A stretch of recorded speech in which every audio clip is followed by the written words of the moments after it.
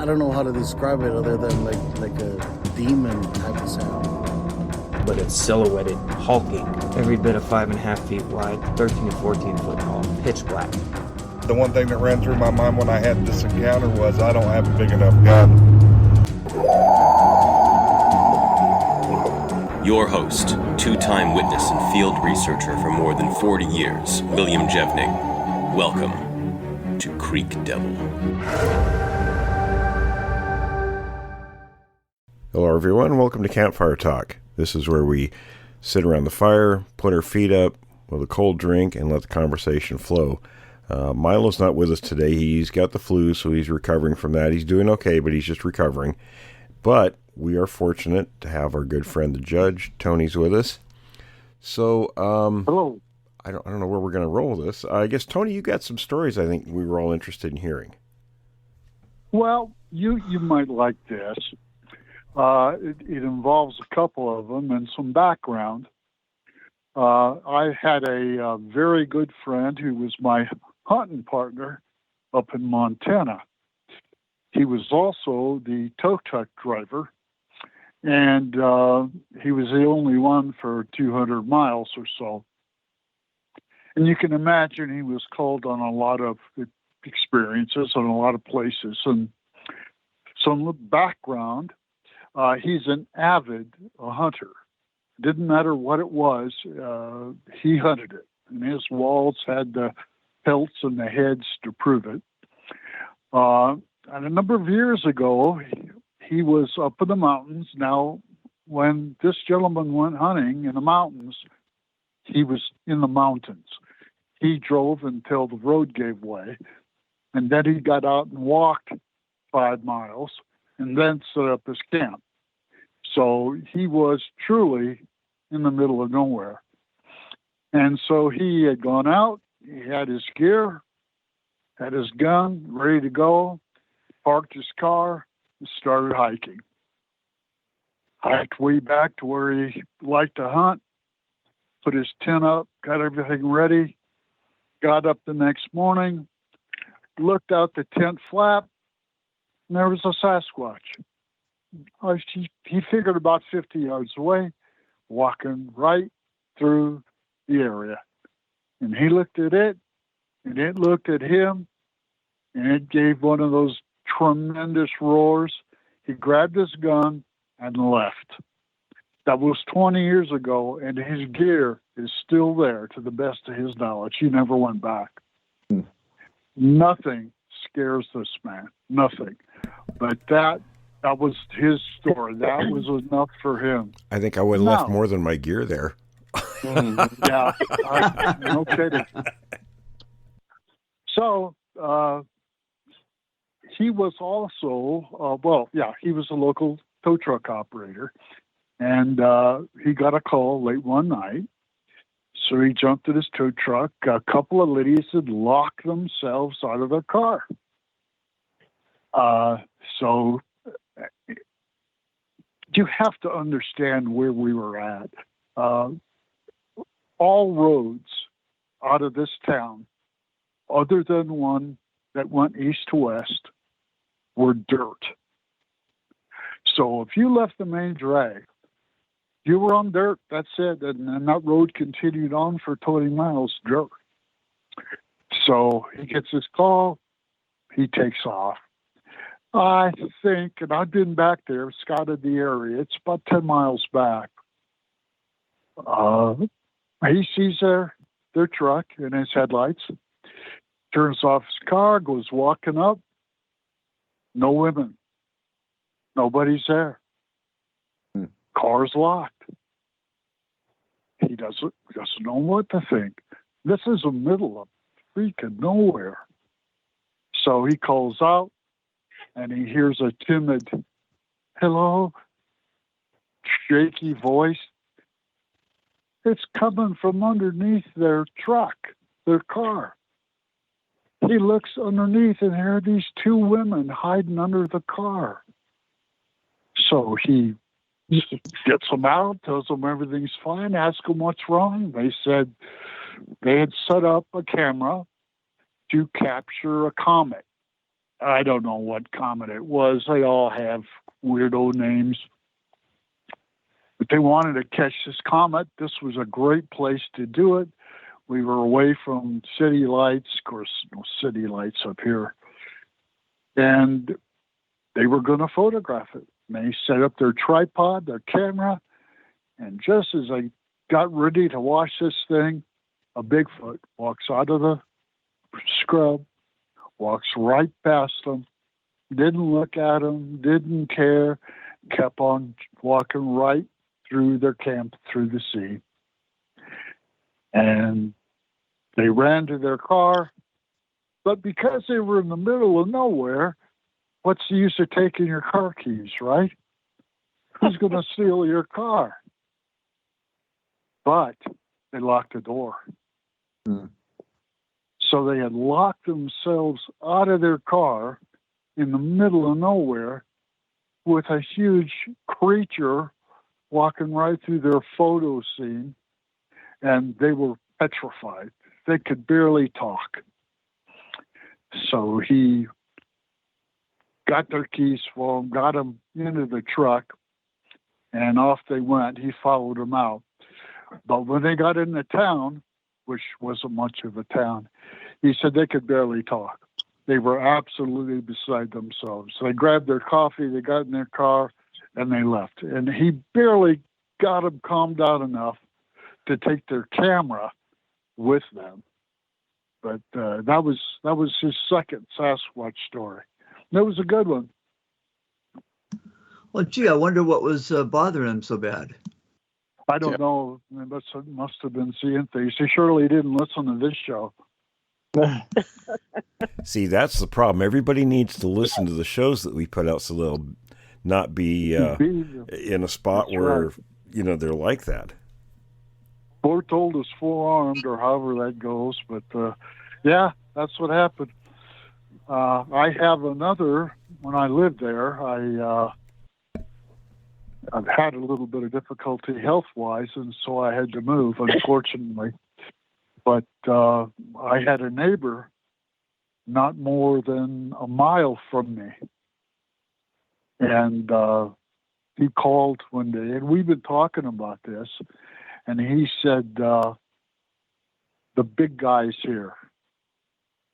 Why don't you come over?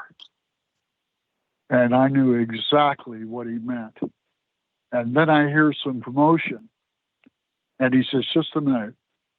And his wife got involved. And she did not want a scene. She did not want publicity. She wanted them protected. She wanted it quiet. And so he came back and uninvited me to his campfire, where the big guy was apparently there. I guess he was just observing. I don't think he was participating in the barbecue. But they were there, and they were close. It was a great place. Montana is just a wonderful place for wildlife. Well, Tony, the town that you lived in, I believe you told me at one point, huge metropolis of 500, maybe 550 people. Yeah, it was in the summertime.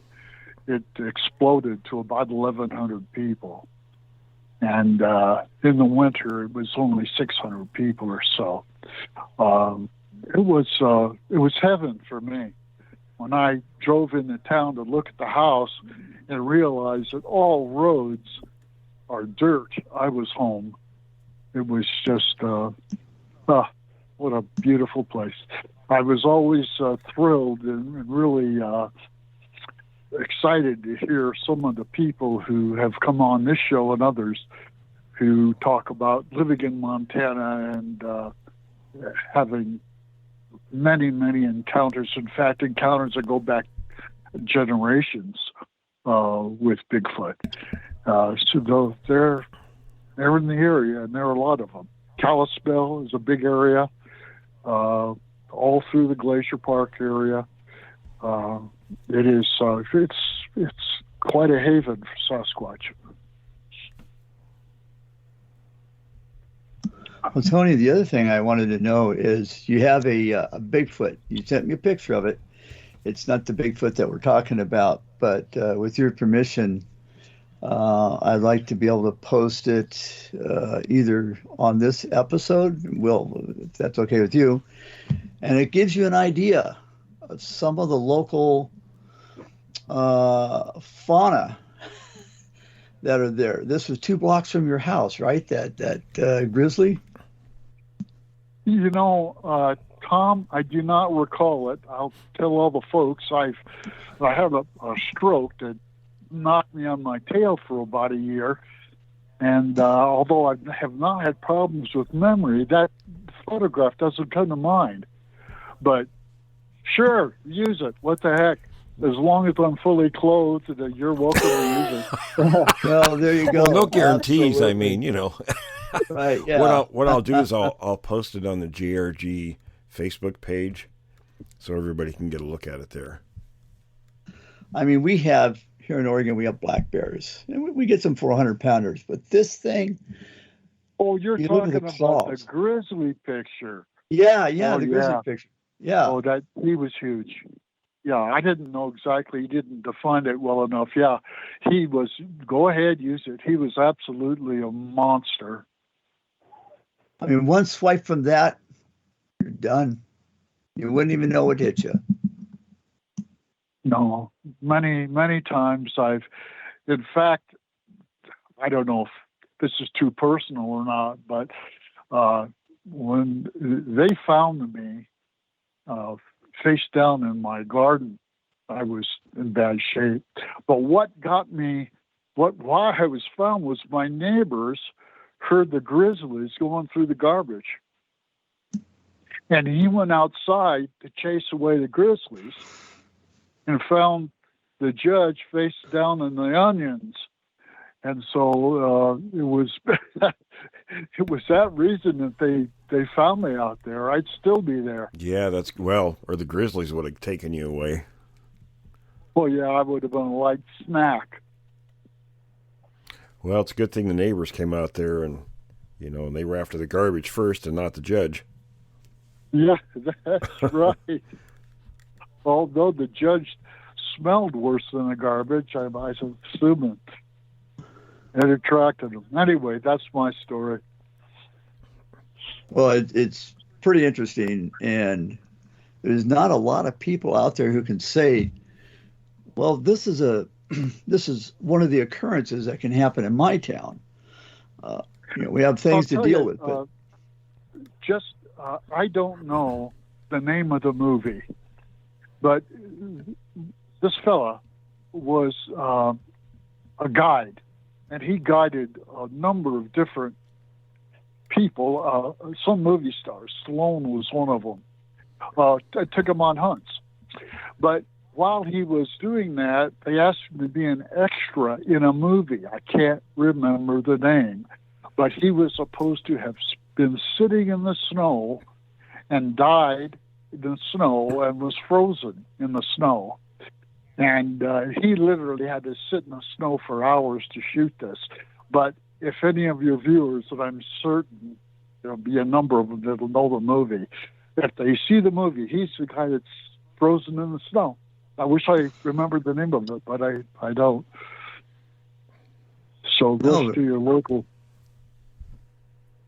It sounds like an interesting movie, though. Oh, yeah. Although sitting in the snow, that doesn't interest me a whole lot, but, for hours on end. I got a call. Was that Jeremiah Johnson? I don't know. I just don't know. I got a call from. I think that might have been the movie. I remember that character sitting in the snow. They found him frozen. He was just sitting there. That could very well have been him. In fact, I think it was. We were going to go elk hunting one morning, and I got a call. And he said, it was early, before sunrise. And he said, step outside. What? Step outside? You've been outside yet? No. So I stepped outside. 48 below. Good Lord. So I went in, had a cup of coffee, and went back to bed. 48 below.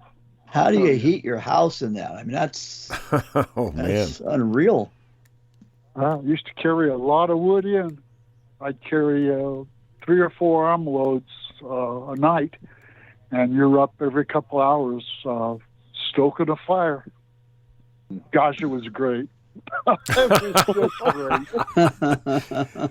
I know Forrest. Well, I got to tell you, my wife's family is sort of from that neck of the woods. They're actually from Canada. They had stories like that. I hear Forrest's wheels turning there, Tom.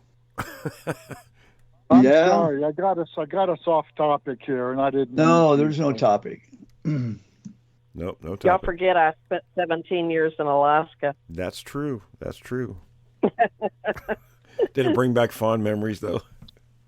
Oh yeah, yeah. I always laugh when we get snow and ice here in Texas, and everybody goes, "Oh, I can't go to work, and I can't do this, and I can't do that." I mean, it's like that was never an excuse in Alaska, because the first thing you get was, "Are the snow plows running?"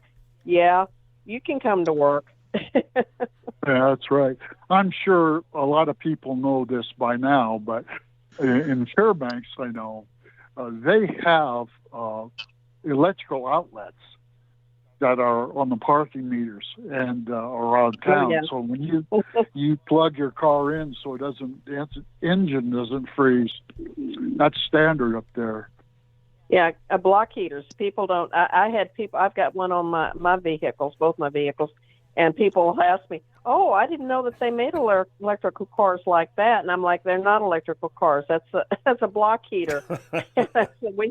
You go shopping anywhere in Alaska, into the major cities, and I'm sure it is the same way in the smaller towns too. But you go just the parking places, even on the parking lot. Every other one will have poles there with plugs that you can plug your vehicle into. Wow. Yeah, it gets that cold. I mean, you've got to have that oil's got to be heated up, or you're not starting your vehicle.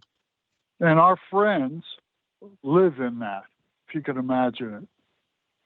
They live, and of course, sort of grizzlies and moose and everything else, but we're not made for that. That's for sure. Nope. We're warm weather folks. We don't have enough hair on our bodies. You know, one thing you mentioned, Tony, though, when they didn't want to have you come out there where the creatures were at that time, it's kind of, it reminds me of people, you know, most legitimate stories I've heard, you know, where people have some kind of evidence or they have something happening right now, they don't want any kind of attention on it. No, that's true. That's true. And for me, that's a real way to gauge these days. You know, if I see somebody posting something all over social media, that's a huge red flag. But if somebody, you know, contacts me, but they don't want to talk, they don't want anything out there in public, to me, that's the most credible. Yeah. Yeah, I agree. And you can tell when those people are legit too, because I remember doing shows where they would stutter while they were telling their story and stuff, and to me they were reliving the experiences that they had, and you can tell those people are legit. Absolutely, you could hear the emotion in their voices. Yeah, you sure can. Yeah, sure Chuck, can. You're spot on with that. That's one of the things. You know, how do we vet? How do we validate? And a lot of it has to do with the credibility of the person. How do you determine that? And are there repeating patterns? But what you just said, when it brings back those emotions, I think about a lot of the guests. But I think of Gerald up in Washington State. You know, and you can hear the emotion coming back. He kind of got mad at Will. He said, "Well, you're bringing it back, man." You know, that's the unfortunate part. Is sometimes it does, but it also helps you kind of put it in its place in your mind. You know, the more you talk about it. Well, you know, demeanor is very, very important to a judge, and if somebody appears in your courtroom and their demeanor is off, something's not right. They just it is part and parcel of your decision. Is the demeanor of your witness, and within the last 10 years, they have gone to hearings that are over the telephone. Never used to have that. I'm showing my age now, but that's the way it is. And to have somebody in the courtroom testifying, and you can see their facial features, you can see how they move, it's extremely important.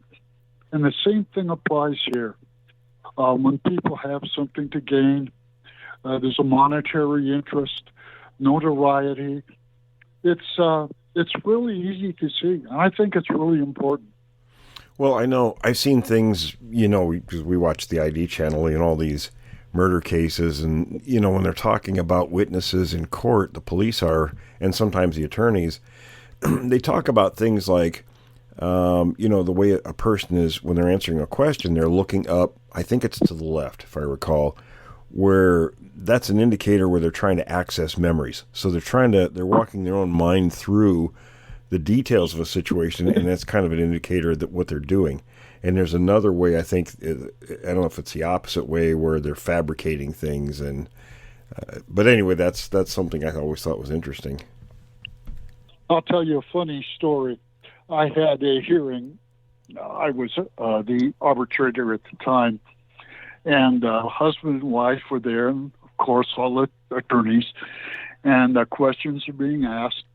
Well, the couple that were in front of me, the husband and wife apparently didn't realize, I don't know why, they didn't realize that the table was glass. And so as the wife is testifying, you see the husband's leg hit her leg under the table.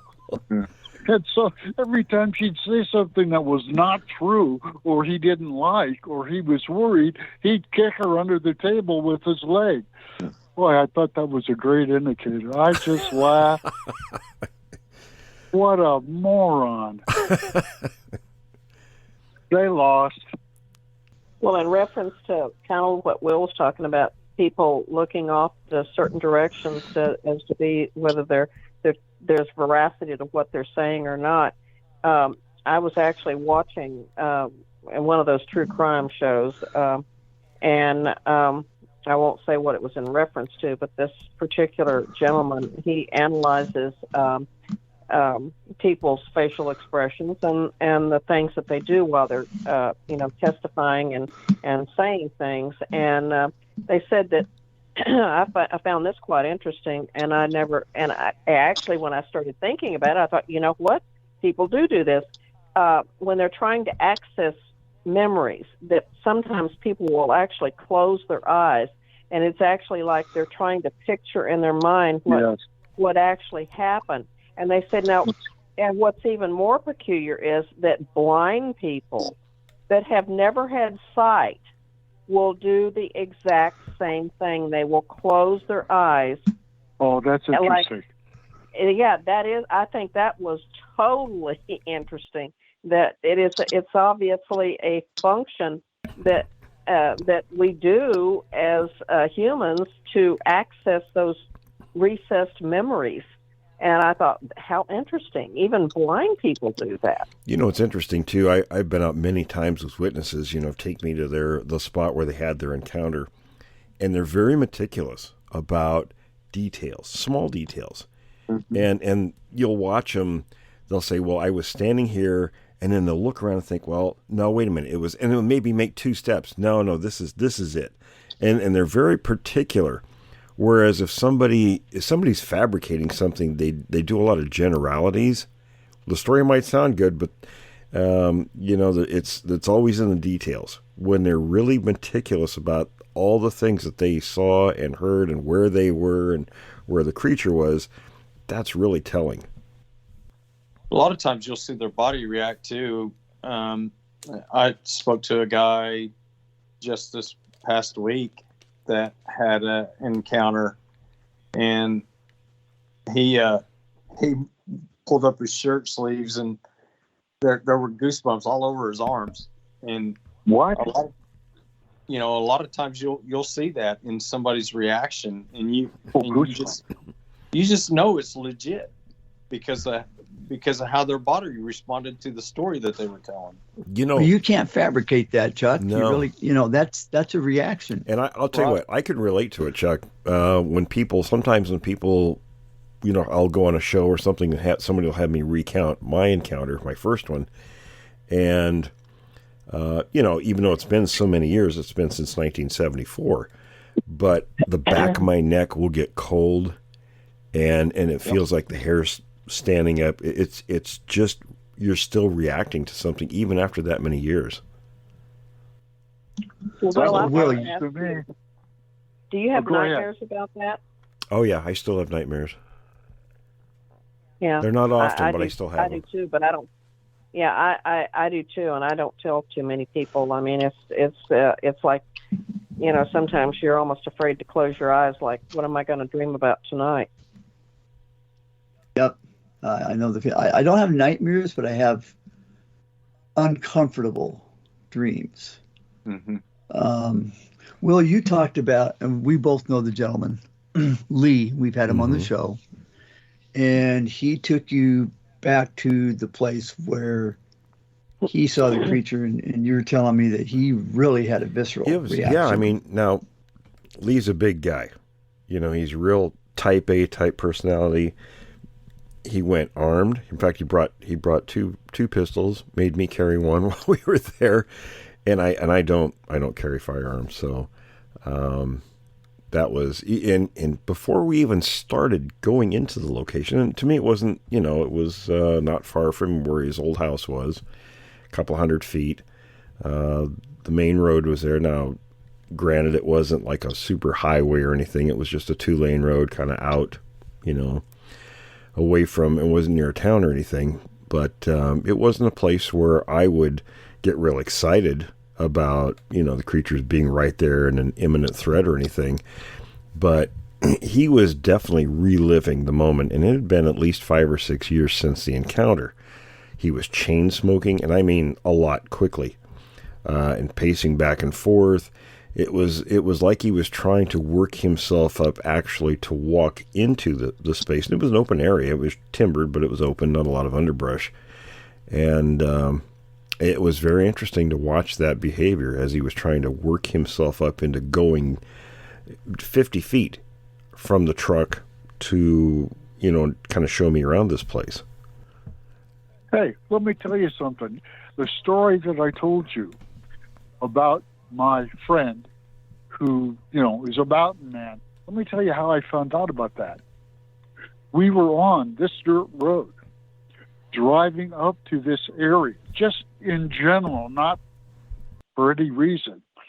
And he stopped me and he said, "Do not drive on the other side of that bridge, old dilapidated bridge." And I said, "Why?" He says, "I'm not going anywhere on the other side of that bridge." And it was because that's where his encounter was.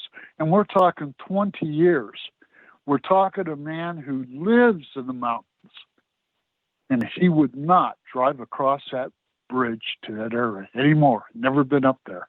So it has dramatic effects on people. It does. I think about some of the areas that I've had the encounters. And as you get closer and closer, it starts to come back. And your head's on a swivel. Yeah, you're inside of a truck and you got people with you. But you remember things, and I get that. It's funny, the last one that was, we didn't see them, but like 2:30 in the morning, Will remembers this. We went to a spot, and it was the last second thing. It wasn't the last minute, it was the last second thing. At 2:30 in the morning, we pulled into this, it was an old power line cut, and we were going to go in and calibrate some equipment and stuff like that. And we got in there, and we weren't there 5 minutes before. All I can say is it was a cacophony of, we were surrounded not really surrounded, but about 180 degrees by something picking up trees that had to have been the diameter of a telephone pole and just smashing them into other trees. And some of these things were like 50 yards in front of us, and smashed the side of a piece of equipment, logging equipment, excavator, old logging excavator that was probably 200 yards away. And going back there in the daytime with a buddy, your head's on a swivel. It's all coming back. And yeah, I get that. Well, it's just like the incident. I think I related this to you, Tom, and Chuck will know exactly what I'm talking about because he was party to this. When I was having all these strange things happening with the lights coming on and everything else here about 3 or 4 weeks ago. And, I even, I told Will about this too. And I was sitting in bed and the motion light kept coming on, and Chuck kept telling, well, get up and look out the window. And what did I tell you, Chuck? No, I'm not, because I didn't. I'm not going to do it. Because you know what, guys? I was scared to death what I was going to see out there. And, I know I don't act like somebody that's a fearful person, but you know what? I'm not really crazy about looking out my window and having one standing just on the other side of the window again. I mean, me seeing another one maybe 50, 200 yards away, that's fine. But it just doesn't produce the same type of reaction as looking out the window and it's standing right there looking back at you. Well, what about the guy we just had on the other day? A witness where it was staring at him. And Tony, you'll get a kick out of this. It was he was in his camper, and he had the window those pop out windows, and it kind of huffed or breathed on him. He gets all this he was sleeping, saliva on his face. Yeah, he was sleeping. Yeah, well, he had propped his head up, and then here's this thing looking at him with the big old eyeballs. And we have other stories that we probably or absolutely cannot talk about with windows. So yeah, I get it. All you got is a little piece of 1/4-inch glass between you and this thing smashing its fist through the window. I don't think so. Wouldn't you just crap on yourself? Yeah, if you lived long enough, yeah. Yeah. I remember the idea of being pulled through in serrated glass. No, that doesn't thrill me too much either. We've had Kurt on a few times, and Will, we met up with him and his wife in July. And he and I were up there, and we were inspecting this little tiny footprint, a baby, probably 5.5, 6 inches max footprint in the dirt. And all of a sudden, off in the distance, and it had to have been, it was hundreds of yards away. You heard this scream. And then from that point, you go about 60 degrees to the right, and you heard an answering scream. And I look at Kurt, I'm kind of mouth. Did you hear that? Yes. It was, and it was in the middle of the day, which is odd. Very unnerving. It's like, okay, this is quite unnerving. And we drove off, and we actually ended up recording this thing. There was another one that must have been watching us the whole time. I bet it was 50 yards away. We have no idea where it was. But we had company, and this is another one of those times. Well, most of these encounters we're going to go to where they're not. Oh, yeah. Okay, this is a good spot. Yeah. Well, it's like Lee. I mean, you see the markings when they're present in an area. They'll mark the place. And as you saw, and I mentioned, I said, we were driving across through that area about 30 miles from one place to another. And I told everybody to watch for the markings. If this is common, you'll see it often. But if it's not, you won't. And sometimes it's more important what you don't see than what you do see. And sure enough, we didn't see those markings. Well, Lee, when I was talking about how, very visibly frightened he was at going into that place where these things had happened years before, got even more unnerved when I showed him a marking that was maybe 20 or 30 feet from his previous home. And even though he said during that time they were relatively, I guess they went right up to the house, didn't they, a couple times? You remember, Tom? Yeah, oh yeah, absolutely. But he didn't realize Very they were close, marking that close to the house. And nowhere else, it was just right there next to his home. So there was something that was attracting him to that spot. And that's what I find interesting is these unexpected, totally out of the ordinary behaviors, which, we've talked about. We're seeing more and more of this lately. Well, and we've talked about coming that. right up to the house. Yeah, we've talked about that. Well, yeah, I mean, they are coming up. I mean, I think they have for some time, come up to people's homes. And it could be just that they're just recently more people talking about that, or it could be an increase in activity too. Yeah. I still go back to Brenda's story. It's scary, but I love it. It's hilarious. Well, Forrest can relate. Them, they look at him. Yeah, Forrest can relate. Yes. Well, you know what? I think this is a good time for us. Just put the can outside, and you'll be okay. That's right. Put it out on the porch. Well, for our listeners and make sure you leave the damn can opener out there too. That's right. For us, let's do this. Some of our listeners haven't heard it. I know Tony hasn't heard it. Would you be okay relating it? Oh God. You guys are going to assure me of having nightmares tonight. So you want to hear the can of beans story. Okay. Oh, God. Well, I always use the term that I came to, and that's exactly what I think happened. I actually came to because I think I was actually knocked out. It wasn't just like I woke up. But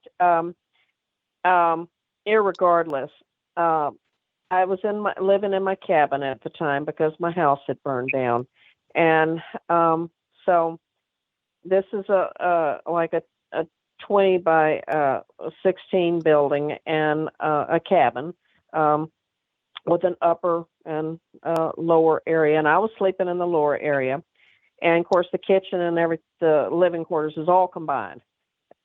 So anyway. Just to give you a visual, and I don't know if I'd ever said that before, but anyway, I think you probably gathered that when I told the story. So I come to, and my head is hurting, and I had placed my hand up on my head, and I have a pole light off to the northwest of the building, so there's ambient light coming in the building all the time from this pole light. And from that window on that side of the building, and I looked at my hand, and it had black all over it. And of course, in the dark, I'm not really seeing colors. And that's when I reached over and I had turned on the light. Now, I guess I need to do a sidebar here because I used to go to sleep. I don't do it anymore with my earbuds in, listening to programs such as Creek Devil and other things. And so this obviously had affected my hearing of what had transpired that night or early morning. So I turned the light on and I looked at my hand, and I'm like, there's blood all over my hand. And of course, when I first put my hand up, the reason I put my hand up, when I sat up, the blood had started running down my face, so I actually had felt it, and that was the reason I put my hand up to my head, aside from the fact that it was hurting as well. I had a good goose egg on the front of my forehead, and I bear a scar in the middle of my forehead to this day from that. And I had this blood on my hand, and I'm like, okay, what the heck? So I'm like grabbing Kleenexes and, wiping it off my head. And that's when I realized, when I sat up, there was a can of beans that had rolled down my pillow. And you know what? I think I told you, it didn't even register on me that that's what I had gotten hit with. I just sat it up on the nightstand there, and that's where it sat until the next morning when I saw it, and there was blood on the can. So while I'm sitting there and I look across the room at my door, and I should add there too that at that point in time, none of my cats were around. They were all upstairs peering down at me. And there was a peculiar smell in the cabin. And I remember, Tom, you asked me about this because I said it smelled like real strong urine. And you jokingly asked me had I changed my cat box. And it didn't smell like cat urine, trust me. And it was just a musky, kind of a real strong urine smell. Well, anyway, while as I'm swing my legs over and I'm sitting on the edge of the bed and I look up, I see that my door is open to the cabin. Now, I was very particular about locking, because I live out here on this ranch by myself, and I am very particular about, locking my doors, and I had a deadbolt on it and everything. And I think it was at that point in time, this was a couple of months after the incident with the window. And I think it just kind of hit me all at once. Like, oh my God, no, it surely not. And the door, I couldn't get it to close. In fact, I think I told you guys, I ended up having to replace the lock and the deadbolt on it, because what had happened was the door had actually been moved kind of askance in the frame, and they had just pushed the door in. A human could, I guess they could have, but I think they would have had to done it with a leg. And, like the police do, you see them all, kicking the doors in. Maybe they could have done that. You would have thought that would have woke me up. But I think this thing just slowly, this is my own idea, and I have pondered on this a lot. I think it just pushed it in because the whole frame where the deadbolt fits in there, it was just gouged out. The whole hole was just gouged out of the door frame. So it had just been pushed in. And here was this door standing wide open. As I told y'all later, I was grabbing everything I could find to push in front of the door and close it up. And, I didn't want somebody or something coming back in there. And that's when I realized that, I didn't put two and two together until the next morning. I saw the blood on the can of beans. That's what I got hit with. Beaned with beans. And beans. And it had picked up this can of beans right there off of the counter in the kitchen, and it was a full can of Bush's beans. And I'm not trying to do advertising for Bush's beans, but that's what it was. So, and I have never forgotten that. I had to have somebody come out and completely put new locks and deadbolts on the door. And y'all asked me, you thought, did I think it was I don't think it was the big guy that I saw, at that window. He was way too big. I don't think he could have gotten that door. I think it was a younger one. And, well, you've had tracks of younger ones there. Oh, yeah. And the thing about it is that, you hear about him chunking rocks at people and stuff. I don't know that it was necessary. I think it was mad. Hell, I don't know. I'm not a Bigfoot mind reader, so I don't know what was going through the thing's mind. Here's a possibility Obviously, too. It didn't rip me from limb to limb. Either. Here's a possibility too. Instead of throwing it, maybe it was just holding it up, looking at it above you, and dropped it. Well, that is a possibility, because obviously I was sleeping and I don't know what transpired. But you hear about them chunking rocks at people and stuff like that. So it might have been just handing out. Well, it was handing it to you. And those cans get up. Those cans are heavy enough. I mean, it could have knocked you out. Let me ask a question. This is fascinating. First, I've heard it. What was the distance?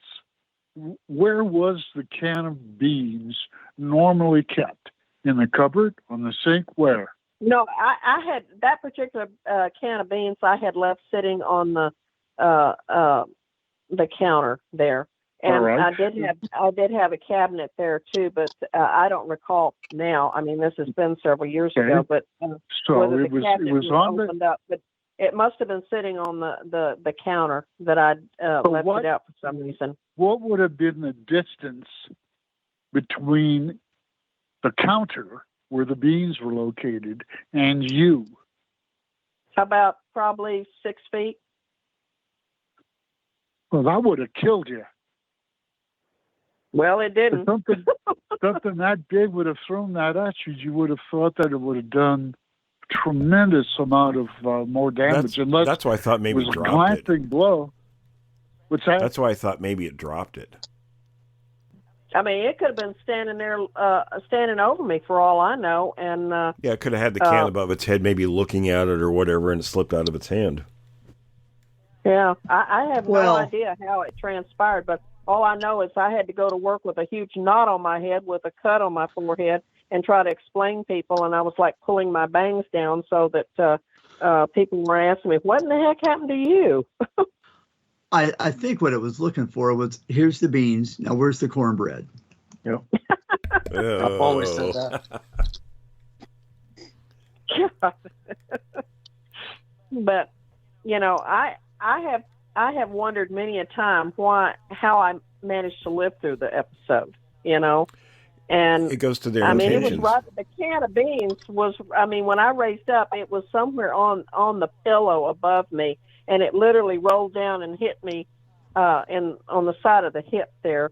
And I was kind of like, I looked at it like, you know, and my first thought was, what the hell is this doing over here? And I just sat it over on the nightstand and didn't really, I don't know. I wasn't thinking too clearly at that point in time. I'll be honest with you. You know, it could be the juveniles. You know, they don't know what they're doing a whole lot of times either. Where was the can dented? Was it dented on the rim? No, the can wasn't dented at all. Oh. No, the can wasn't dented at all. The can was perfectly intact. It was the only thing dented was my forehead. I still kind of got a little L-shaped scar up there on my forehead where the edge of the can caught me and cut my forehead. And of course, you know, it's so easy that the skin is so thin up there anyway, and it bleeds profusely. And that's what first made me put my hand to my head. Not only the fact that my head was hurting, but you know, when I sat up, that blood started running down my face, and I felt that, and I put my hand up there, and I was like, "Oh my God, where did this come from?" I wonder what went through I wonder what went through its mind when it saw the can hit you and you didn't wake up. Time for me to leave. Yeah, right. Exit stage right. Well, there couldn't have been very much time elapsed between the time that it hit you and the time that you woke up, because the blood was not coagulated. It was still bleeding. Yes, you're exactly correct, and I thought about that too. In fact, that the smell was so strong in the cabin still. So that's why I'll be honest with you. I think I realized at that point that something or somebody had just been in there, and it didn't smell human. It didn't smell like, you know, human body odor. And I was literally piling. I pushed furniture up against the door is what I did. And I you know, I don't. Of course, knowing now probably what was in there, and that the furniture would have done no good. But I think it was a juvenile that came in there, because I don't think that big guy could have got through the door. Seriously. Hey, Tom, you know, that makes me think about TW's story with his friend John, you know, the guy that got his finger bit off. Now, there was quite a fight going on in that room. I wonder, I'm just, you know, spitballing. I wonder if there was a strong, maybe urine smell in there, too, because the creature was there for a bit of time. Well, no, he said there was. Remember, when he went back there, he said it smelled, it was horrible. Okay, it was I awful. didn't remember that, but yeah. Yeah, he did. I remember that vividly. And it's not that different from Carol's, you know, where the creatures were actually marking her car by peeing on the hood and the door handle. Right? Interesting. Oh, that's just disgusting. Well, it is disgusting, isn't it? That's disgusting. Yes. You know, I've heard accounts of them coming into a house, and I mean, and we've experienced in the log cabin down in southeastern Oklahoma where they'll come up to the door and jingle the door handle trying to get into the house. And, you know, I've heard stories like that. So it's not. Oh, yeah. It's no, that's not uncommon, Chuck. Right. I was going over some of my old journal notes last night, and I was looking at that, and I was like, oh, yeah, can you imagine? You know, that thing jiggling your doorknob, you take a look at, oh, it's him. Huh. I wonder how often, too, they would mark something by peeing on it. I mean, that's not something I have really tracked, you know, talking to people, but I'm kind of curious about that.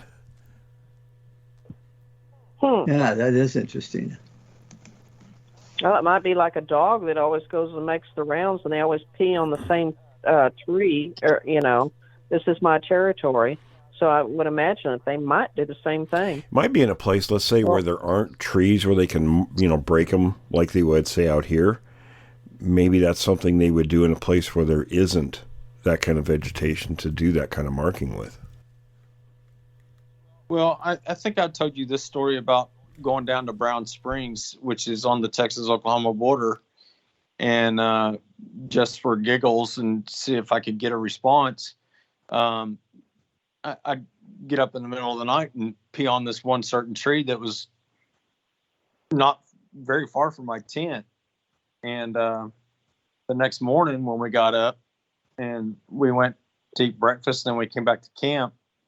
And when we got back to camp, that tree that I had been marking was pushed over.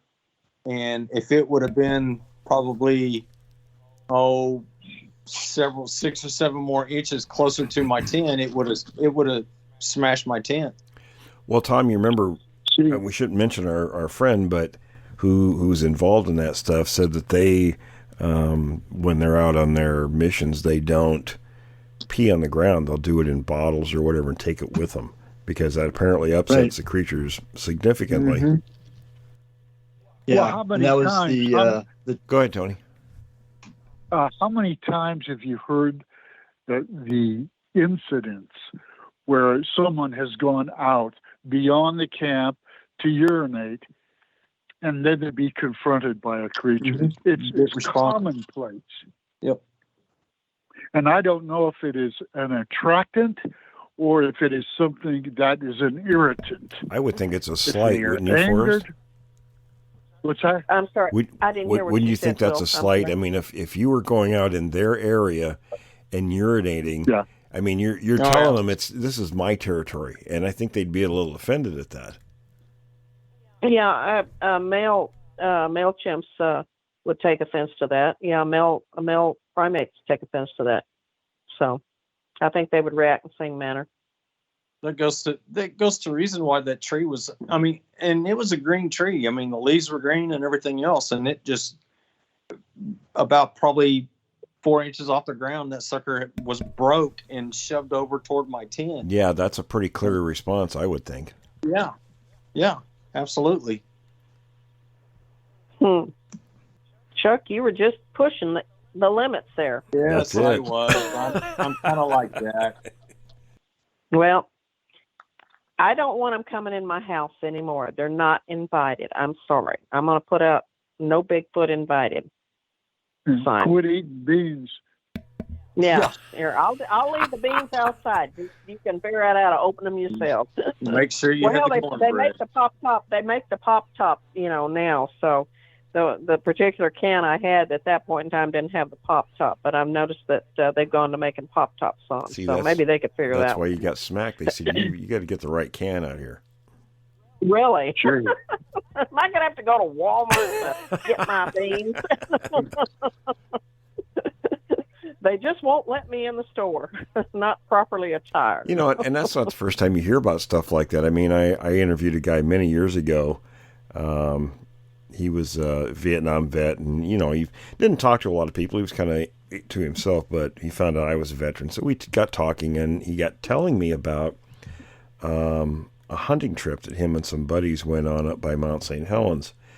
And this is something I know, Chuck, I'm sure you've heard of this many times, and where they'll get into somebody's cooler. And they had one of these big ones, these big coolers. And when they came back from their hunting that morning, they didn't just get into the cooler. They dumped the thing all over the ground and took, some of the meat and some other things that were in there. I actually had something like that happen. Went on an expedition, and I had brought a cooler that was full of granola bars and snacks and stuff. And when I set it over by the picnic table was concrete, and I just shoved my cooler on underneath one of the seats there, and so it was pretty snug. Well, next morning I went out there, and the cooler had been pulled out, and the granola bars and all that stuff, there was a trail going out into the woods of empty wrappers. And somebody said, well, coons did that. And I'm like, coons don't go all the way down a trail with empty granola, packages laying exactly every 5 or 6 feet. And they're going to shred them. That's Tom. Remember we interviewed Jerry Klein, the guy had the trailer. The two creatures tried pushing over, and they called the police and everything. That was one of the things that led up to that event. Was he had you remember he had the container outside of his travel trailer, and he put the it was recycling. He had plastic bottles and things in there. So he went out one day and he found this trail of this material going out towards the creek, and he actually encountered one of the creatures out there at the end of this trail of objects. Well, and remember the gal that you and I spoke with? We can't mention her in what capacity or anything. It was about probably less than a month ago. And she's got these things, it looks like they're rummaging around her farm. This is here in Oregon, and going through the garbage. Oh, yeah. I think they actually emptied that big dumpster. Yeah, absolutely. As well as some of the livestock just vanishing. So. Well, what about you talking about the recycling? What? Remember my recycling? Yeah, I do. You've had the same thing happen. Oh my God! I mean, they lined everything up, and I walk out and I'm like, "What the heck's going on here?" See, that's what happened with Jerry too. It wasn't they just were dropping things; they were actually lining them up, almost like a trail out to the creek, leading him there. And we've heard that kind of stuff before. It's you'll find those historical precedents out there. I couldn't believe I walked out and I just looked at that and I'm like, okay, well, raccoons didn't do this and the cats didn't do this. Exactly. Those animals make a big mess with things.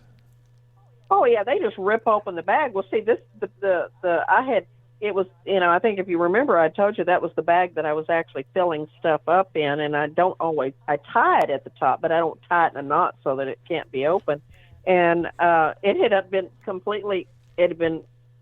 opened at the top, and then all these things were set out, different sizes, and lined up in a perfect line. But there wasn't any, it didn't go down incrementally, large to small or anything like that. It was just like they just pulled out various things and, I like this and I like that, and then just lined it up. Here's something. It's almost like something it's almost like something you see a toddler do. Right. Here's something for a thought.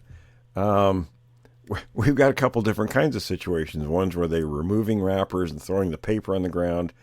And then, like I found, the scat with the cellophane bag in it. So you have the neat Sasquatch on one side, then you have the Animal House Sasquatch on the other side. Or, where they just stuff, stuff wrapper and Oscar everything Madison. in the mouth. For those of us who can remember, Oscar Madison, I don't remember who the other guy was, but remember that TV show? Oh, yeah, The Odd Couple. Oh, yeah. The Odd Couple. Oh, yeah, The Odd Couple. Yeah. So when we're running short on time, folks, we're going to wrap up pretty soon, but it's something food for thought. If you can figure out which type of creature you got, whether they're being neat and discarding the wrappers or they're eating it. Do their proper recycling. Well, it's a different kind of recycling for sure. Well, this is true. Whether you're just throwing trash on the ground or you're composting. Well, oh God, we're out of time, folks. So any final thoughts, everybody? Let's go around the fire and kind of put our last 2 cents in. I'll start. I'm going to say thank you, Tony, for joining us. I hope we get many more campfire stories with you. And this is a lot of fun. It's just very informal, no specific agenda. So I want to thank everybody for tuning in. I want to thank Tony and Will and yeah, absolutely, Forrest and Chuck, all of us. So thanks, guys. Chuck. Yeah, I enjoyed Tony's stories. And it was funny. Can I tell him this, Tom? He gave me a little bit heads up on one of your stories, and my first comment was, I'd have been under the truck, and I thought that was funny when you said that they crawled under the truck, because you know what? That had been where I was, too, under the truck. Right? Chuck, how about you? Really good question. Fire camp. Very, very good conversation. I enjoyed it. Tony, we definitely appreciate you coming on and being back with us, and you're welcome here anytime. So you have any final thoughts or comments? One of the things that always fascinates me, and the more I hear, the more I start leaning in that direction, and that is the divergence of intelligence that these creatures display. Some will line up bottles or whatever it is all the way down to a creek or some location, and somebody else will eat it. Yeah, right. One of the creatures will do one thing, and then the other will do something else that leads you to believe and guides you to the intellectual quotient that they have. Some of these look at things humans. Well, that's exactly where you're headed. That's exactly right. Look at the people. It's the same thing. And if you add the gentleman who will remain unnamed and the Sierra Sounds, you start talking about our language. Do they have a language? How do they communicate? It's amazing topic. Or just amazing. Or you get like the two juveniles where the other one smacked the other one with a stick in the head. That's got to be one of my favorites. Okay, so with that, folks, we're going to wrap here. Thanks for sitting in with us. Join us next week. Thanks for listening to this episode of Creek Devil. If you or anyone you know has had an encounter with these creatures, please contact us at williamjevning@yahoo.com. That's William, Jevning, @yahoo.com. All communication is confidential. Join us for another program next week. And until then, keep your eyes open out there.